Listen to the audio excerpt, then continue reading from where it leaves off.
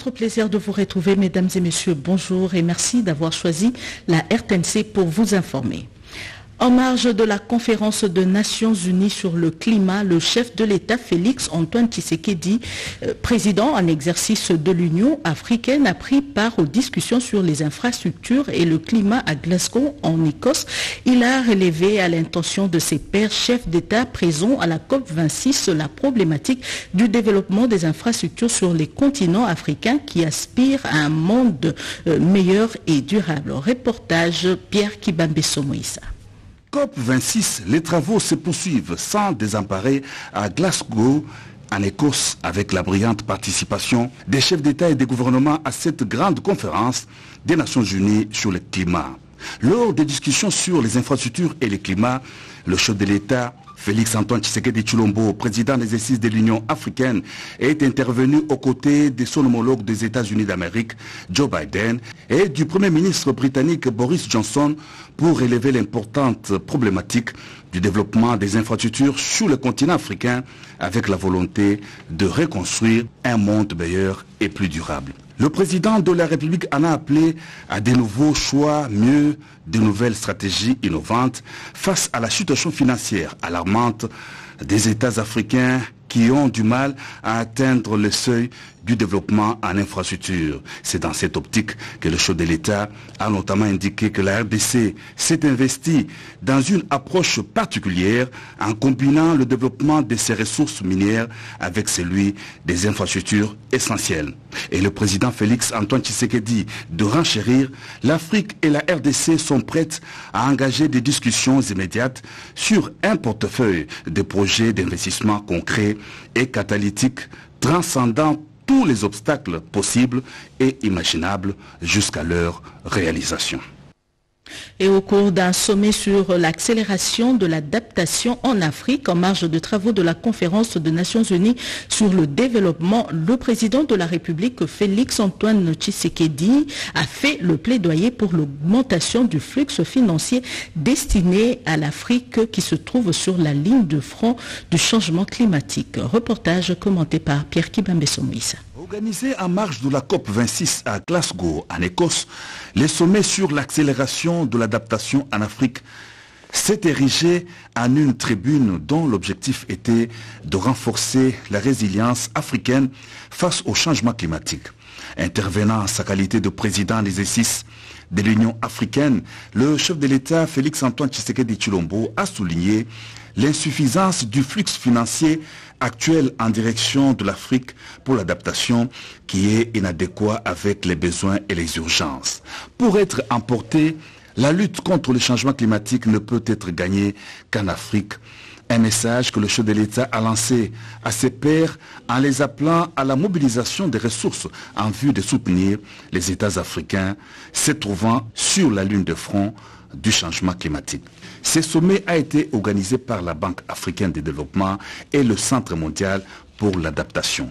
Un autre temps fort de la poursuite de travaux de la COP26 a été la signature par le président de la République Félix Antoine Tshisekedi Tshilombo et le Premier ministre du Royaume-Uni Boris Johnson d'un engagement d'une durée de 10 ans pour la protection de la forêt de la RDC. Et cela au nom du conseil d'administration de l'initiative pour la forêt de l'Afrique centrale. Revenons en RDC, plus précisément au sud Kivu, qui a été attaqué hier mercredi par des assaillants. Une réunion d'urgence du Conseil de sécurité s'est tenue à la primature et présidée par le Premier ministre Jean-Michel Samaloukonde avec tous les ministres sectoriels. Mais en attendant, la situation est revenue au calme. Pati Tondouagou. Avec des violences qui a plongé la ville de Bukavu dans l'insécurité totale dans la nuit de mardi 2 novembre à mercredi 3, n'a pas laissé indifférent le Premier ministre Jean-Michel Sama Lukonde Kyenge qui a présidé en urgence une réunion du Conseil de sécurité ce mercredi 3 novembre 2021 à la primature. Depuis ce matin, dans la ville de Bukavu, il y avait des agitations parce que la ville a été attaqué par quelques assaillants et son Excellence Monsieur le Premier ministre a bien voulu que nous les deux ministres devant vous et l'ensemble de nos services, nous puissions nous retrouver pour examiner la question par rapport aux éléments que nous aurions tous obtenus de nos différents services œuvrant dans la province du Sud Kivu et plus particulièrement dans la ville de Bukavu. C'est ainsi que nous nous sommes retrouvés et nous venons de faire l'analyse de la question. Tout ce que l'opinion peut retenir, c'est que la situation s'est calmée sous contrôle de nos forces armées et de la police nationale congolaise. Et nous invitons nos services à davantage veiller sur cette question de manière à maintenir la paix et l'ordre dans la ville de Bukavu et dans le reste de la province. À la dernière nouvelle, la ville de Bukavu a retrouvé son calme. La population commence à vaquer à ses occupations. Et sur place au sud de Kivu, une réunion du Conseil provincial de sécurité s'est tenue. Les enquêtes se poursuivent, mais 6 assaillants ont été tués, 36 capturés et plusieurs blessés. Ils ont été présentés à la presse par le gouverneur du Sud Kivu, Théo Ngwabidje. Reportage. Devant la presse nationale et internationale, le gouverneur du Sud Kivu, Théo Ngwabidje Kassi, a fait le bilan de l'attaque de la ville de Bukavu par des assaillants non autrement identifiés. Dans ces affrontements, on a tué 6 assaillants, 4 blessés, 36 assaillants capturés qui sont devant vous. On a récupéré 14 armes de guerre. Et malheureusement, de notre côté, nous avons perdu 3 hommes. La situation aujourd'hui de la ville de Bukavu est sous contrôle. À l'occasion, le chef de l'exécutif provincial a annoncé une panoplie de mesures pour protéger la ville de Bukavu et demander à la population de collaborer avec les services de sécurité pour que l'ennemi soit traqué jusque dans ses derniers retranchements. Les mesures ont été prises pour traquer les assaillants dans leur retranchement. Les enquêtes se poursuivent pour identifier les auteurs matériels et intellectuels de cette situation, afin de dégager les responsabilités pour en répondre devant la justice. Le président de la République, chef de l'État, suit cette situation de près et l'ensemble du gouvernement national. Bukavu n'est pas tombé et les activités ont repris. Le gouverneur de province, Théo Ngwabidje Kassi, accompagné de membres du Conseil provincial de sécurité, a fait la ronde de la ville dans les 3 communes où il a communié avec ses administrés. Il les a appelés à vaquer librement à leurs occupations car les forces armées de la RDC et la police nationale congolaise veillent nuit et jour. À Bagira, Kadutu, Panzi et Nyawera, la population a ovationné le gouverneur de province en itinérance dans la ville de Bukavu. Et pendant ce temps, le chef de l'État, Félix-Antoine Tshisekedi, vient de promulguer la loi sur la prorogation de l'état de siège en Ituri et dans le Nord Kivu, ce après que le Sénat ait adopté pour la 11e fois la loi sur la prorogation de l'état de siège. Edith Chala. Le Sénat vient d'adopter en seconde lecture la loi portant prorogation de l'état de siège dans une partie du territoire national. C'est pour la 11e fois que cette mesure de la situation exceptionnelle dans la province de l'Ituri et la province du Nord Kivu a été reconduite. Le gouvernement, par le biais de la ministre d'État, ministre de la Justice et garde des Sceaux, Rose Mutombo Kiese, qu'accompagnait ses collègues des relations avec le Parlement et de la recherche scientifique, a présenté cette loi aux sénateurs. Dans son intervention, Rose Mutombo Kiese a fait part aux élus des élus de la réalisation des forces armées de la RDC engagées au front pour restaurer la paix dans ce coin du pays. Le vote de cette loi a été fait conformément à l'article 113 du règlement intérieur du Sénat. Sur 109 membres qui composent le Sénat, 89 membres ont pris part au vote. De ces 89 membres, 84 membres ont voté oui, 4 membres ont voté non et 1 membre a voté par abstention. En conséquence, le Sénat vote le projet de loi portant autorisation de prorogation de l'état de siège proclamé sur une partie du territoire de la République démocratique du Congo. Il sera transmis au président de la République pour promulgation. Mes sincères félicitations. Au cours de cette plénière, présidée par Modeste Batilkubo, le bureau a communiqué aux sénateurs les 3 propositions de loi ainsi que 3 projets de loi qui seront traités pendant la session en cours. Dans le cadre du contrôle parlementaire, 12 questions orales et une interpellation des ministres et gestionnaires ont été déposées au bureau de la Chambre haute du Parlement. Elles seront programmées dans les jours à venir pour être débattues en plénière. Et parlons justement des résultats de l'état de siège en Ituri, plus précisément à Niakoundé, où la population regagne déjà leur domicile après plusieurs mois passés dans la brousse suite aux affrontements armés. Les FARDC contrôlent la zone et les activités ont repris normalement. Reportage. Koundé et Marabou, en territoire d'Irumu, respirent désormais les bons vents de la paix. La paix consolidée par les FARDC après les opérations contre les miliciens FPIC. Des habitants ont déjà regagné leurs maisons respectives et vaquent librement à leurs activités.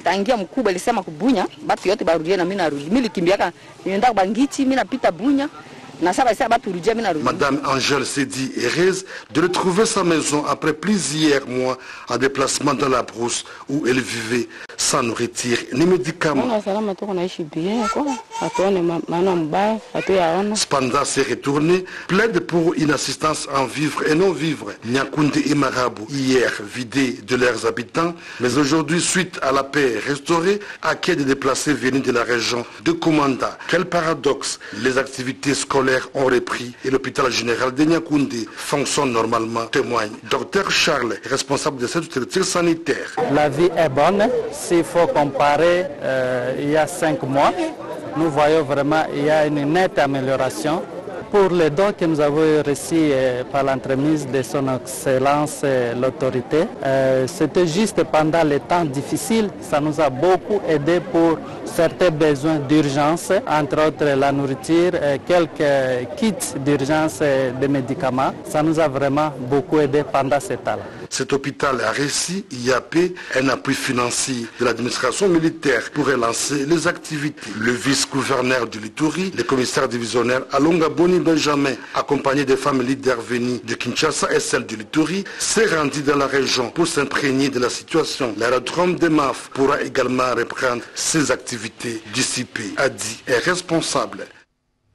Autre chose à présent, à la chambre basse du Parlement, le ministre des Transports, Voies des Communications et des Enclavements sollicite au président de l'Assemblée nationale, Christophe Mbosso, que la proposition de loi sur l'aviation civile qui subit déjà quelques amendements au niveau de la commission infrastructure puisse être votée. Autre précision avec Sylvie Moembo et Bernard Bodon. La République démocratique du Congo connaît un grand retard dans le secteur de l'aviation. Elle ne dispose d'aucune loi pouvant lui permettre d'être au même diapason que les autres pays. C'est pourquoi le ministre des Transports et Voies de Communication, Chérubin Okende, sollicite auprès du speaker de la Chambre basse du Parlement, Christophe Mbosoko Diapwanga, le vote de la proposition de loi sur l'aviation civile à l'Assemblée plénière. Je suis venu me ressourcer auprès du président et lui demander l'opportunité que, le moment venu, dans les semaines qui suivent, que je puisse en échanger avec les honorables députés, quitte à profiter maintenant des inputs qu'ils pourront amener, des amendements ou de rectifications, des enrichissements qu'ils pourront amener. Au moins, au niveau de ma responsabilité, j'aurai l'assurance que, en appliquant ce plan stratégique, je suis en communion parfaite avec le Congo profond que représentent les honorables députés. Arrivé fait mandat en République démocratique du Congo, l'ambassadeur de la République du Congo en poste à Kinshasa, Clément Yamdomba, a fait ses adieux au président de l'Assemblée nationale. Le chef de la mission diplomatique congolaise quitte Kinshasa avec plusieurs lumières sur les relations bilatérales en Kinshasa et Brazzaville.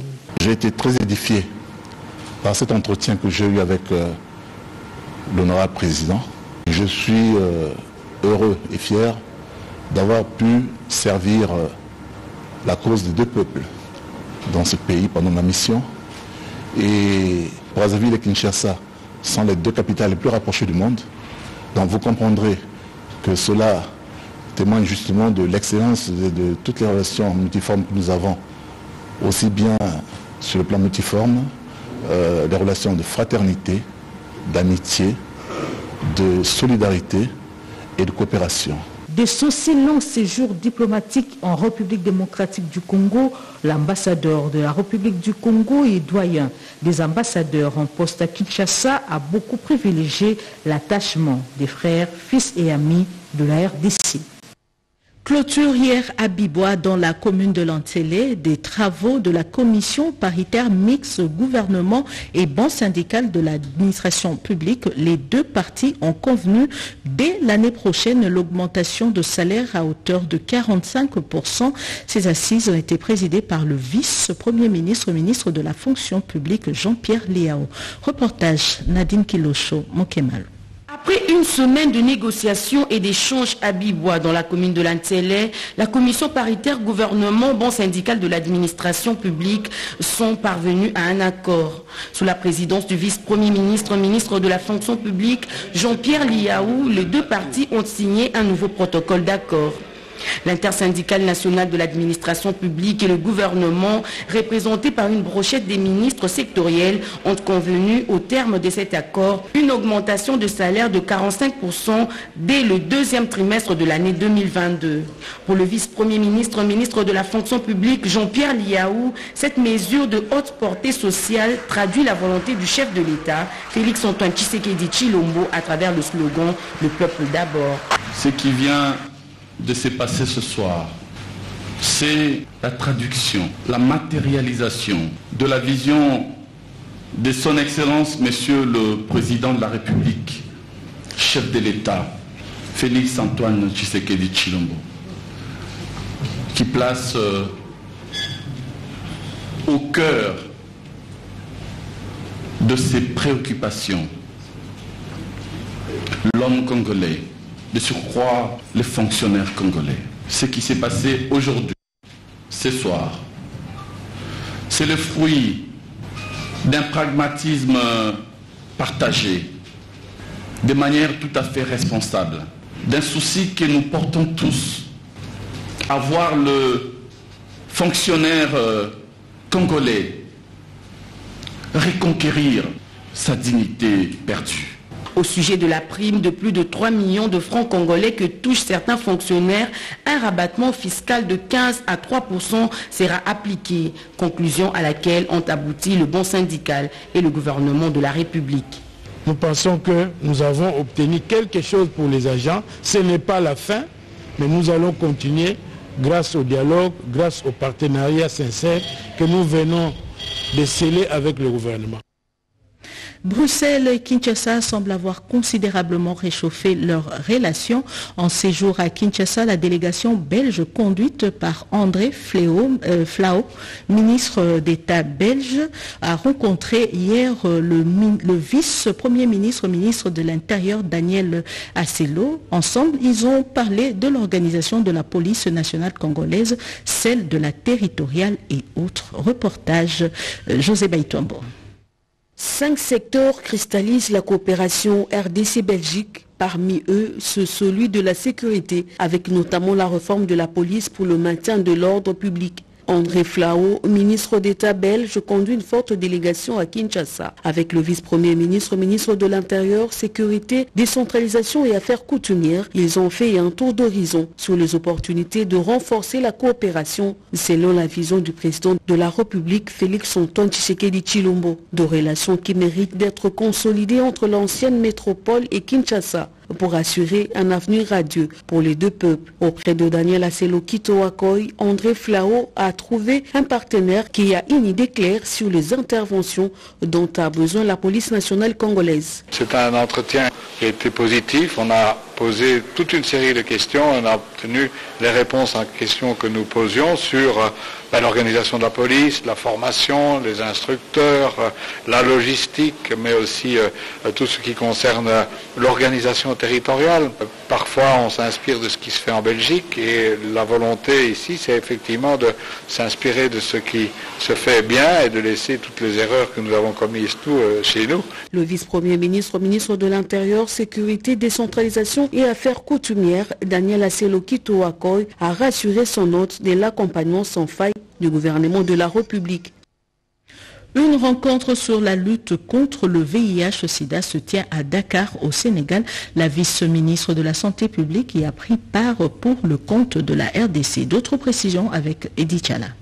Une rencontre régionale sur le VIH-Sida se tient à Dakar, au Sénégal. La République démocratique du Congo est représentée par la vice-ministre de la Santé publique, Hygiène et Prévention, Véronique Kilumbankoulou. Ces assises visent le renforcement de la riposte en Afrique de l'Ouest, du centre, qui représente 8% de la population mondiale et abrite plus de 12% de personnes vivant avec le VIH dans le monde. Dans son intervention au cours de cette rencontre, Véronique Kilumbankoulou a partagé l'expérience de la République démocratique du Congo dans la survenance des différentes épidémies auxquelles elle a été confrontée.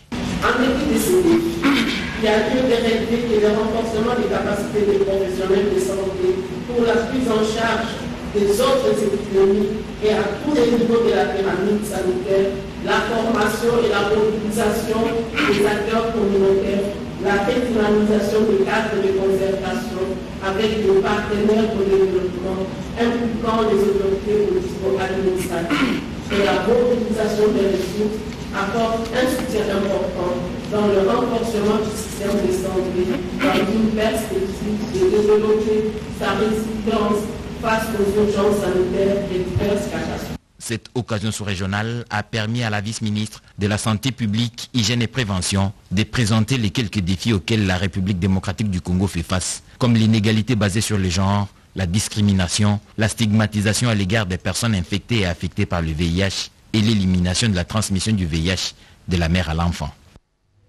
La deuxième session de la grande commission mixte RDC-Tunisie se tiendra du 6 au 8 décembre 2021 à Kinshasa. Le ministre de l'intégration régionale Didier Manzenga a présidé à ce sujet une réunion préparatoire se penchant sur le cadre juridique et les questions liées à la logistique. Vital Pagabita. La RDC toujours déterminée à relancer sa coopération sur le plan régional. La deuxième session ordinaire de la grande commission mixte RDC-Tunisie, prévue du 6 au 8 décembre 2021 à Kinshasa, 32 ans après celle tenue à Tunis en 1989, s'inscrit dans cette optique. Le ministre de l'intégration régionale Didier Mazenga Mukanzu, l'ambassadeur de Tunisie Bouzekri Hermili et quelques experts ont passé en revue les cadres juridiques et les questions spécifiques liées à la logistique. Des accords de coopération seront signés dans plusieurs domaines, notamment l'énergie, avec l'exploitation du gaz méthane sur le lac Kivu, a indiqué le diplomate tunisien. Nous avons pas mal de projets d'accords à signer. Nous avons directement au moins 6 accords qui sont directement prêts pour la signature. Et puis il y a 3 autres accords qui sont susceptibles d'être signés. Nous avons de très bonnes relations dans tous les domaines, y compris l'enseignement supérieur, la formation professionnelle, y compris le tourisme, l'industrie, l'énergie. Pour votre information, nous avons déjà un grand projet qui sera mis en œuvre dans les plus brefs délais, c'est l'extraction du gaz méthane du lac Kivu. Le ministre Didier Mazenga Mukanzu a promis de faire le plaidoyer auprès du chef du gouvernement pour la réussite des travaux à l'instar de la grande commission mixte RDC Burundi et grande commission mixte RDC Angola tenue dernièrement à Kinshasa. La RDC va abriter du 24 au 25 novembre prochain les assises d'IRC Africa Business Forum sous le thème « Développer une chaîne de valeur régionale autour de l'industrie des batteries électriques, du marché des véhicules électriques et des énergies propres », annonce faite par le ministre de l'Industrie Julien Paluku Kahunga. Reportage Mami Kadima. Ces assises vont s'épancher sur la transformation des ressources matérielles africaines en valeur économique. Le ministre de l'Industrie, Julien Paluku Kahunga, qui tient à la réussite de cet événement majeur, a expliqué à la presse les dividendes que peuvent tirer les pays africains en améliorant leur participation dans la chaîne des valeurs des batteries et voitures électriques en énergie propre. Ceci devait impacter la qualité de vie des Africains. Lorsque le président de la République, son Excellence Félix Antoine Tshisekedi Tshilombo, accède à la tête de l'Union africaine, il se rend compte que l'Afrique doit reprendre son leadership. Ce forum est assis sur une étude que la Commission économique des Nations Unies pour l'Afrique, en collaboration avec la République démocratique du Congo, a menée Et on a recruté un consultant que vous connaissez bien, Bloomberg, qui va rendre ces résultats au cours du forum, qui nous permet effectivement d'affirmer que le potentiel du marché des voitures et batteries électriques est autour de 8 000 milliards. Nous, la RDC, si dans les 5-10 ans, nous avons un marché de 8 000 milliards à travers le monde, qui part des composantes produites à la République démocratique du Congo, qu'est-ce que nous allons gagner dans ces 8 000 milliards? Voilà l'objectif du DRC Africa Business Forum. Pour que tous les partenaires arrivent et qu'ensemble, nous puissions faire un réseautage qui nous permette de tirer profit effectivement de cette manne. Trophée Marthe Kassalou, c'est cet événement qui couronne les femmes qui ont accompagné leurs époux dans différentes luttes.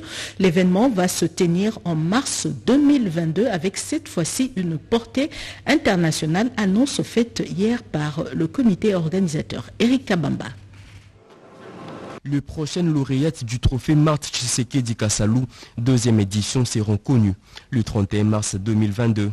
Annonce faite par le membre du comité organisateur de ces grands événements qui couronnent les grandes dames qui ont accompagné leurs époux dans les combats et la lutte pour la réhabilitation de la dignité de la personne humaine en République démocratique du Congo. Contrairement à la première édition où l'on a couronné 5 femmes, la deuxième édition aura une portée internationale et va primer 6 grandes dames du continent qui auront marqué par leur présence aux côtés des hommes qui auront accompli des grandes œuvres dans les secteurs de la culture, la science et la politique.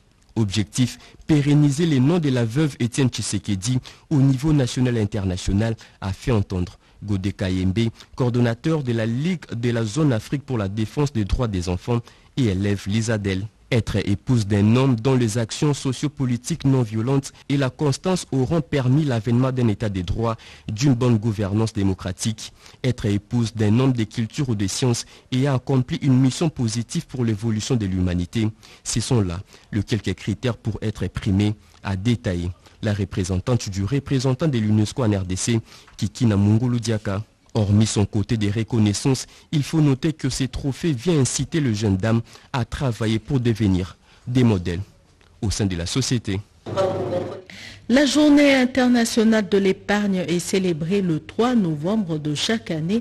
La ministre de Genre, Famille et Enfants a présidé la cérémonie organisée à la Foire internationale de Kinshasa. C'était l'occasion pour la ministre de plaider pour l'autofinancement des femmes et les encourager à l'épargne. Rodé Panda pour le reportage. La question de l'autonomisation de la femme, telle que repris au pilier 14 du programme du gouvernement, préoccupe au plus haut point le ministère du Genre, Famille et Enfants. Sous l'impulsion de Gisèle Ndaye-Luseba, plus de 2000 femmes issues des différentes organisations membres du Fonds national pour la promotion de la femme et de l'enfant ont été formées sur la culture de l'épargne. À l'occasion de la journée mondiale de l'épargne, célébrée le 31 octobre de chaque année, la patronne du genre a lancé la campagne de l'ouverture des comptes bancaires pour les femmes et les enfants écoliers lors d'une cérémonie organisée à la Foire internationale de Kinshasa-Fikine ce mercredi 3 novembre 2021. Cette campagne durera 2 mois, soit du 31 octobre au 31 décembre de cette année. Les banques ont moins confiance aux femmes, a dit Marie-Claude Casal, directrice du FONAFEN, mais pour Gisèle Ndaye-Luseba, il est temps de changer la donne. Vous savez vous-même, partout ailleurs les femmes sont marginalisées, elles ne savent pas quand même se développer. Et pour moi c'est une occasion pour faire un plaidoyer auprès des banques pour qu'elles accompagnent gratuitement les femmes sans condition à ce qu'elles puissent ouvrir leur compte et qu'elles puissent épargner aussi, parce que quand on parle du développement, on voit la femme. Tout ne s'arrêtera pas qu'au niveau de l'ouverture des comptes épargne, ces femmes seront accompagnées par les gouvernements, rassure Gisèle Ndaye-Luseba. Le plaidoyer que je vais continuer à faire au niveau du gouvernement et pourquoi pas au niveau de la présidence auprès du chef de l'État pour l'accompagnement de femmes. On a toujours dit, il y a toujours eu un début à tout, et aujourd'hui c'est le début. Et j'encourage la directrice générale avec tous ceux-là qui travaillent avec elle. Moi je pense qu'on ne va pas s'arrêter juste à ouvrir les comptes et aussi à mettre quelque chose dans ces comptes et aussi... Saluons l'initiative. Agnès Ngalula Mukuna, représentante des bénéficiaires, a rassuré que cette action sera pérennisée grâce aux efforts de chacune d'entre elles après cette prise de conscience. Norbert Basengezika Titima, notable du Sud Kivu, séjourne dans sa province. Sur place, il a échangé avec la jeunesse sur l'entrepreneuriat et la création de l'emploi. Lopez Kakuba. Dans ces face-à-face avec les jeunes de Kaziba, Luinja et Burundi, plusieurs points ont été évoqués, parmi lesquels la prise de conscience. L'honorable Norbert Basengezika Titima, notable du Sud Kivu, a invité les jeunes à la réalisation des projets de développement. Vous êtes une force et vous vous ignorez. Donc la réunion, c'est pour faire renaître l'intelligence qui est en vous.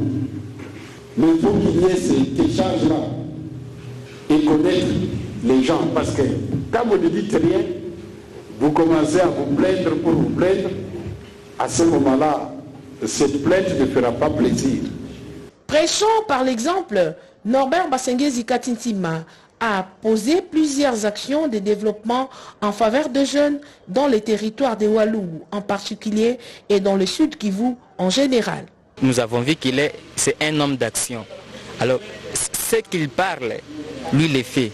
Et d'ailleurs, il y a un adage qui dit que vous devez croire à mes paroles. Si du moins vous ne croyez pas à mes œuvres, mais lui, quand il parle, il réagit en même temps. La rencontre d'aujourd'hui m'a relevé beaucoup de choses. Parce que moi aussi, j'avais même tant de questions que je me posais moi-même, personnellement, oui. Mais quand l'honorable a répondu aux questions qui ont été posées, moi aussi, je me suis retrouvé que ma question a été répondue également.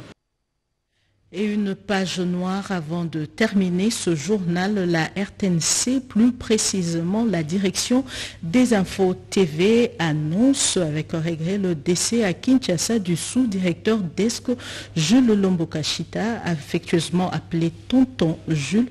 Le programme des obsèques vous sera communiqué ultérieurement. Voilà, c'est par cette triste nouvelle que nous terminons ce journal réalisé par Mamita Bangoulou et Discover Pongo. La partie technique était assurée par Jerry Mawassa et Émile Zola. Le prochain rendez-vous d'actualité, c'est tout à l'heure à 13h30 avec Jojo Ndibou. Très bonne suite de programme sur la RTNC.